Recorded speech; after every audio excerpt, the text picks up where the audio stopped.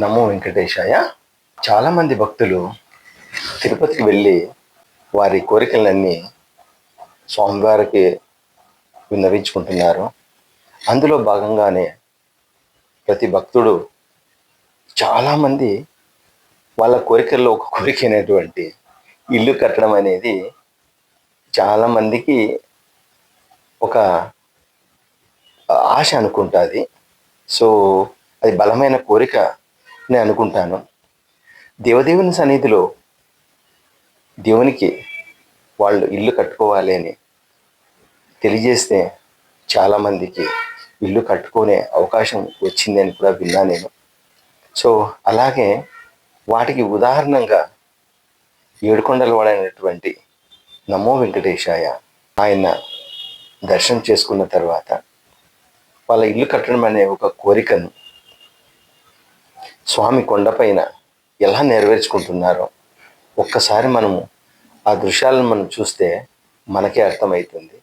నిజంగా కొండపైన వాళ్ళకు నచ్చిన విధంగా అక్కడ దొరికే కొన్ని స్టోన్స్ తీసుకొని ఒకదానిపైన ఒకటి పేర్చుకుంటూ, సో వాళ్ళ మనసులో ఈ విధంగా బిల్డింగ్ లేపాలనే ఉద్దేశంతో ఏదైతే వాళ్ళ కోరిక ఉందో ఆ కోరికను నెరవేర్చుకోవడానికి మనకు అక్కడ కొండపైన రాళ్ళపైన పేర్చి ఎంత నీట్గా పెడుతున్నారంటే నిజంగా వాళ్ళ నమ్మకానికి నిజంగా హ్యాండ్సప్ చెప్పాలి.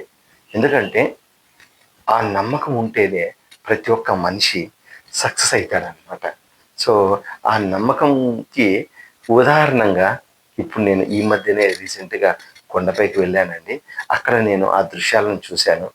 ఎంత అద్భుతంగా వాళ్ళు రాళ్ళు పేర్చారంటే గాలి వచ్చినా వాన వచ్చినా అవి తడిసి అలాగే ఉన్నాయి కానీ కింద పడిపోలేదండి. నిజంగా వాళ్ళ కోరిక నెరవేరాలని నేను కూడా భగవంతుని కోరుకుంటూ మనం ఇప్పుడు ఆ దృశ్యాలను వాళ్ళు ఏ విధంగా రాళ్ళపైన రాళ్ళు పేర్చారో ఆ దృశ్యాన్ని మనం ఇప్పుడు చూద్దాం రండి.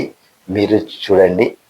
సో మీరు ఓ అవకాశాన్ని భగవంతునితో కోరుకొని మీ ఆశను నెరవేర్చుకోవడానికి ఆయనకు విన్నపించుకుంటే మీరు కూడా సక్సెస్ కావచ్చేమో.